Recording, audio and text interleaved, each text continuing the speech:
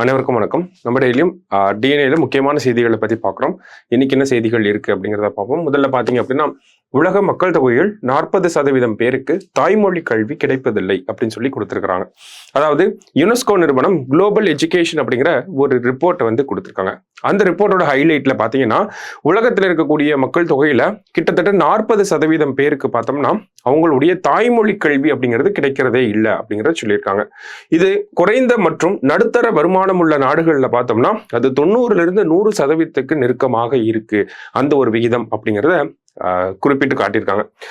உலக நாடுகள் எல்லாமே தாய்மொழி கல்வியினுடைய அவசியத்தை புரிஞ்சுக்கிட்டாலுமே அது சில காரணங்கள்னால சில எதிர்ப்புகள்னால அந்த தாய்மொழி கல்வி அப்படிங்கிறத அமல்படுத்துறது கிடையாது அப்படிங்கிறத குற்றச்சாட்டா வச்சிருக்காங்க. என்ன மாதிரியான காரணங்களை சொல்றாங்க அப்படின்னு பார்த்தோம்னா, ஆசிரியர்களுக்கு திறன் இல்லாம இருக்கிறது, போதுமான அளவுல திறன் கொண்ட ஆசிரியர்கள் இல்லாம இருக்கிறது. ஓகேங்களா. அடுத்தது தாய்மொழியில் வளங்கள் கிடைக்காதது மற்றும் சமூக எதிர்ப்பு ஆகிய பெரும் சவால்களாக உள்ளன அப்படிங்கிறத சொல்லியிருக்காங்க. அதாவது தாய்மொழியில் இருக்கக்கூடிய தாய்மொழி கல்விக்கான வளங்கள் அந்த அரசாங்கம் தான் அதுக்கான ரிசோர்ஸஸ் ஒதுக்கணும், ஃபண்டிங் அதிகப்படுத்தணும், இதெல்லாம் கம்மியாக இருக்கிறது.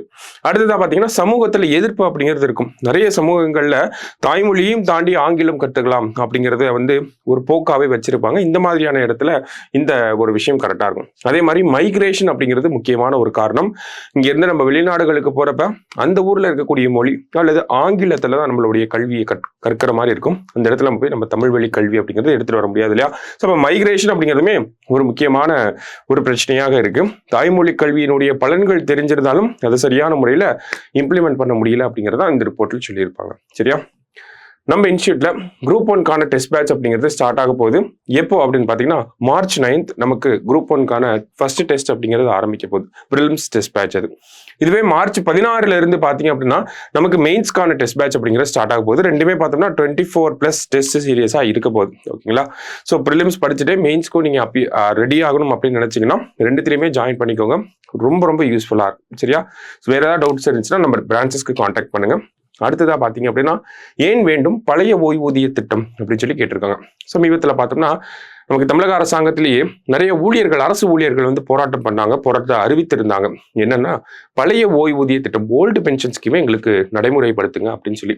ஸோ ஓல்டு பென்ஷன் ஸ்கீம்ல என்னெல்லாம் இருக்கு, புதிய பென்ஷன் திட்டம், ஒருங்கிணைந்த பென்ஷன் திட்டத்தில் என்ன மாதிரியான குறைபாடுகள் இருக்கு அப்படிங்கிறத ஜஸ்ட் ஒரு அனாலிசிஸ் மாதிரி கொடுத்துருக்காங்க. இப்போதைக்கு பார்த்தோம்னா சாத்தியக்கூறு இருக்கா இல்லையா அப்படிங்கிறத பார்த்தோம்னா கிட்டத்தட்ட தமிழக அரசு ஊழியர்கள்ல ஆசிரியர்கள் மட்டுமே பார்த்தோம்னா 2.29 லட்சம் பேர் இருக்காங்க. இவங்க எல்லாம் பழைய ஓய்வூதிய திட்டத்துல இருக்காங்க. இதுவே மீதியுள்ள 6 லட்சம் பேர் பார்த்தோம்னா புதிய ஓய்வூதிய திட்டத்துல இருக்காங்க. ஆசிரியர்கள் ஒரு எக்ஸாம்பிளா எடுத்து சொல்றாங்க. ஸோ அவங்களுடைய தொகை மட்டும் பார்த்தோம்னா 73,000 கோடியாக இருக்கு. அதுல ஒரு பாதியை பார்த்தோம்னா அரசாங்கம் என்ன பண்றாங்க, ஓய்வூதிய நிதியமாக வைத்துக் கொண்டுதான் அதுல இருந்து அவங்களுக்கு ஓய்வூதியத்தை கொடுத்துட்டு இருக்காங்க.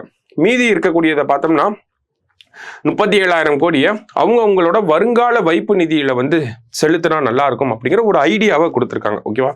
அடுத்ததா பாத்தீங்கன்னா இன்றைய நிலவரப்படி பாக்குறப்ப ஓய்வு பெற்ற பழைய ஓய்வூதியம் பெறுவோர் 6.97 லட்சமாக இருக்கிறாங்க. சரியா. இவர்களுக்கான ஓய்வூதிய செலவு அப்படிங்கிறது 37,000 கோடியாக இருக்கு. இது நம்ம மொத்த செலவினத்துல பார்த்தோம்னா 10% தான் இருக்கு. சரிங்களா.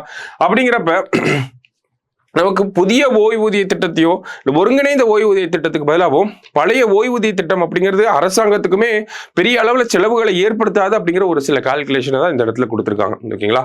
இப்போ பழைய ஓய்வூதிய திட்டத்துல என்ன மாதிரியான பலன்கள் இருந்துச்சு அப்படின்னு பார்த்தோம்னா, பழைய ஓய்வூதிய திட்டத்துல மத்திய அரசு பணியில 10 ஆண்டுகள் இருக்கணும், மாநில அரசாங்கத்தோட பணியில 30 ஆண்டுகள் பணிபுரிந்திருந்தோம் அப்படின்னா நமக்கு ரிட்டையர் ஆகிறப்ப 50% சம்பளம் அப்படிங்கிறது ஓய்வூதியமாக கிடைக்குது. சரிங்களா. ஸோ இதுதான் கிரைட்டீரியா. குறைந்தபட்ச ஓய்வூதியம் பார்த்தோம்னா மத்திய அரசாங்க பணியா இருந்துச்சுன்னா 9,000 ரூபாய், இதுவே மாநில அரசாங்க பணியா இருந்துச்சுன்னா 7,850 ரூபாய் வந்து கிடைக்கும். அதே மாதிரி 80 வயதிலிருந்து 100 வயதுக்கு வரை கிடைக்கக்கூடிய ஓய்வூதியம் அப்படிங்கிறது டைம்லி இன்க்ரீஸ் பண்ணுவாங்க. ஊதிய குழு வரும்போது அவங்களுக்கான ஊதிய உயர்வு அப்படிங்கிறத அனௌன்ஸ் பண்ணுவாங்க. அகவிலைப்படி அப்படிங்கிறதெல்லாம் வந்து இன்க்ரீஸ் பண்ணுவாங்க. ஸோ இதெல்லாமே பார்த்தோம்னா பழைய ஓய்வூதிய திட்டத்தில் இருக்கிறது. இப்போ அந்த ஓய்வூதிய திட்டத்தில் இருக்கா அப்படின்னு கேட்டிங்கன்னா அது இல்லை அப்படிங்கிற ஒரு பதில் தான் நமக்கு கிடைக்குது. அதே மாதிரியே இந்த மாதிரியான பிரச்சனைகளை சுட்டி காட்டி பலதரப்பட்ட போராட்டங்கள் மற்றும் பேச்சுவார்த்தைகள் நடந்துச்சு. அதுக்கப்புறம் தான் மத்திய அரசாங்கம் என்ன பண்றாங்கன்னா, குறைந்தபட்ச ஓய்வூதியம் அப்படிங்கிறது 10,000 ரூபாயாக இருக்கும் அப்படிங்கறத அனௌன்ஸ் பண்ணியிருந்தாங்க. எங்க அப்படின்னா யூனிஃபைடு பென்ஷன் ஸ்கீம், ஒருங்கிணைந்த ஓய்வூதிய திட்டத்தில் அதை சொல்லியிருந்தாங்க. சரிங்களா? அது மட்டும் இல்லாம வேற என்ன சொல்லியிருந்தாங்க அப்படின்னா, ஒருங்கிணைந்த ஓய்வூதிய திட்டத்தில் ஊழியரின் 10% அரசாங்கமும் ஒரு 10% தரும் சேமிப்புகள்ல பாத்தீங்கன்னா. சோ அந்த ரெண்டுத்தையும் சேர்த்தா என்ன சொல்லுவாங்கன்னா, தனிநபர் கார்பஸ், இண்டிவிஜுவல் கார்பஸ் அப்படின்னு சொல்லுவாங்க. ஊழியர் வந்து அவரோட சம்பளத்திலிருந்து ஒரு 10% கொடுப்பாங்க, அரசாங்கம் ஒரு 10% கொடுக்குது. இதை தனிநபர் கார்பஸ் அப்படின்னு சொல்லுவாங்க. அது மட்டும் இல்லாம அரசாங்கம் ஒரு 8.5% கான்ட்ரிபியூஷன் அப்படிங்கறத கொடுக்கும், 8.5%. அதை வந்து பூல்டு கார்பஸ் அப்படின்னு சொல்லுவாங்க. ஓகேங்களா? இதுல இப்ப தனிநபர் கார்பஸ் அப்படிங்கிறது இருக்கு, பூல் கார்பஸ் அப்படிங்கிறது இருக்கு. இதுல இந்த தனிநபர் கார்பஸ் என்ன பண்ணுவாங்கன்னா, நமக்கு பங்கு சந்தையில இன்வெஸ்ட் பண்ணுவாங்க. அதுதான் சந்தையில் முதலீடு செய்யப்படும் அப்படிங்கறத கொடுத்திருக்காங்க. இது நியூ பென்ஷன் ஸ்கீம். நமக்கு பென்ஷன் ஸ்ட்ரக்சர் எடுத்து பார்த்தீங்கன்னா ஃபர்ஸ்ட் ஓல்டு பென்ஷன் ஸ்கீம் இருந்துச்சு, அப்புறம் நியூ பென்ஷன் ஸ்கீம் இருந்துச்சு, இப்போ யூனிஃபைடு பென்ஷன் ஸ்கீம் அப்படிங்கிறது இருந்துச்சு. மத்திய அரசாங்கம் இந்த யூனிஃபைடு பென்ஷன் ஸ்கீம் அறிமுகப்படுத்துறப்ப என்ன சொல்லியிருப்பாங்கன்னா, பழைய 2 ஓய்வூதிய திட்டங்கள் இருக்கக்கூடிய பாசிட்டிவ்ஸ் எடுத்து நாங்கள் இதை உருவாக்கியிருக்கோம் அப்படின்னு சொல்லுவாங்க. அதுல பாத்தீங்கன்னா இந்த நியூ பென்ஷன் ஸ்கீம்ல என்ன பண்ணுவாங்கன்னா, நம்ம சம்பளத்திலிருந்து கொஞ்சம் கொஞ்சமா பிடிச்சிட்டே வராங்க இல்லையா, அந்த தொகையை பங்கு சந்தையில இன்வெஸ்ட் பண்ணுவாங்க. ஸோ அதுல இருந்து எடுத்து நமக்கு ஓய்வூதியத்தை கொடுப்பாங்க. சரிங்களா? இது ஒரு நடைமுறையாக இருந்துச்சு.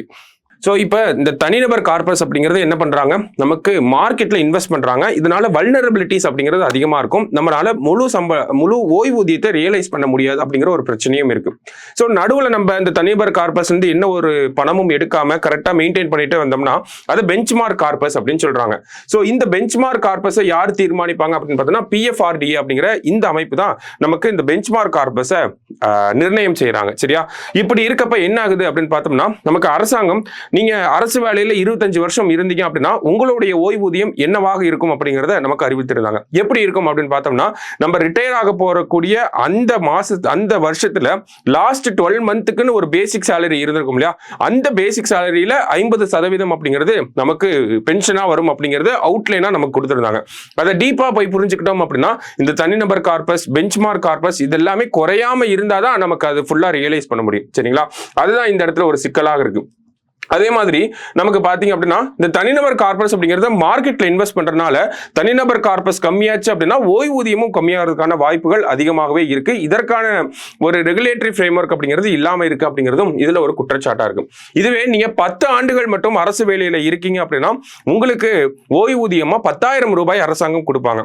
இதுவுமே பார்த்தோம்னா நமக்கு தனிநபர் கார்பஸ், பெஞ்ச்மார்க் கார்பஸ் எல்லாம் கரெக்டா இருந்தாதான் 10,000 வரும். இல்லாட்டி தனிநபர் கார்பஸோ பெஞ்ச்மார்க் கார்பஸோ அந்த ரெக்வயர்டு லிமிட்ல இல்லாம இருந்துச்சு அப்படிங்கிறப்ப உங்களுக்கு 10,000 ரூபாய் அப்படிங்கிற அந்த ஓய்வூதியம் 4,000, 5,000 அப்படிங்கிறதா கிடைக்கும். சரிங்களா?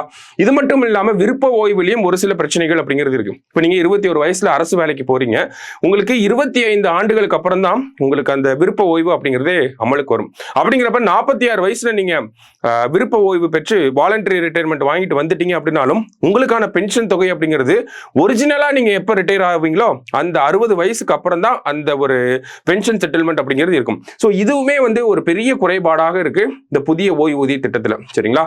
இப்ப ஏப்ரல் 4, 2025 இருந்து ஏப்ரல் 1, 2025 இருந்து என்ன ஆக போகுது அப்படின்னா, நமக்கு இந்த புதிய ஓய்வூதிய திட்டம் அப்படிங்கிறது தொடங்க போகுது இல்லையா? ஸோ இந்த ஒரு பிரச்சனையும் அப்படிங்கிறது நமக்கு வாலண்டரி ரிட்டையர்மெண்ட்ல இருக்கு. அதனாலதான் அதுல வெளியே வரக்கூடிய அமௌண்ட்டை பென்ஷன் அப்படின்னு சொல்லாம செட்டில்மெண்ட் அப்படின்னு சொல்லாம பே அவுட் அப்படின்னு சொல்லி டெர்மினாலஜியை மத்திய அரசாங்கம் யூஸ் பண்றாங்க. ஓகேங்களா? அதே மாதிரி இந்த அகவிலைப்படி கணக்கிடுறதுலயும் ஒரு சில பிரச்சனைகள் இருக்கு. அதை யார் கால்குலேட் பண்றாங்க அப்படின்னு பார்த்தோம்னா, சென்ட்ரல் ரெக்கார்ட் கீப்பிங் ஏஜென்சி இதை பண்றாங்க, மத்திய அரசாங்கம் இல்ல. அப்படிங்கிறப்ப ஒருங்கிணைந்த ஓய்வூதிய திட்டத்துல இவ்வளவு பிரச்சனைகள் இருக்கனாலதான் அரசு ஊழியர்கள் எல்லாமே பழைய ஓய்வூதிய திட்டம் தான் வேணும் அப்படிங்கறத ஒரு கோரிக்கையா வச்சிருக்காங்க. அரசாங்கம் சரியான முடிவை எடுக்கணும் அப்படிங்கறத கன்க்ளூட் பண்ணியிருக்காங்க. சரியா? சோ லாஸ்டா பாத்தீங்க அப்படின்னா, நம்ம அகாடமில பேங்கிங்கான ஃபவுண்டேஷன் கோர்ஸ் அப்படிங்கிறது March 9 வந்து ஆர்கனைஸ் பண்ணியிருக்காங்க. நம்மளோட எல்லா பிரான்ச்சஸ்லயுமே இந்த ஒரு ஃபவுண்டேஷன் கோர்ஸ் அப்படிங்கிறது இருக்க போகுது. சரிங்களா? சோ இதுல நமக்கு பேங்கிங் எப்படி படிக்கணும், என்ன ஸ்ட்ராட்டஜிஸ் யூஸ் பண்ணணும், எப்படி சீக்கிரமா கிளியர் பண்ணணும் அப்படின்னு எல்லாமே உங்களுக்கு சொல்லி தருவாங்க. சோ மறக்காம வந்து அட்டென்ட் பண்ணுங்க. சரியா? தேங்க்யூ.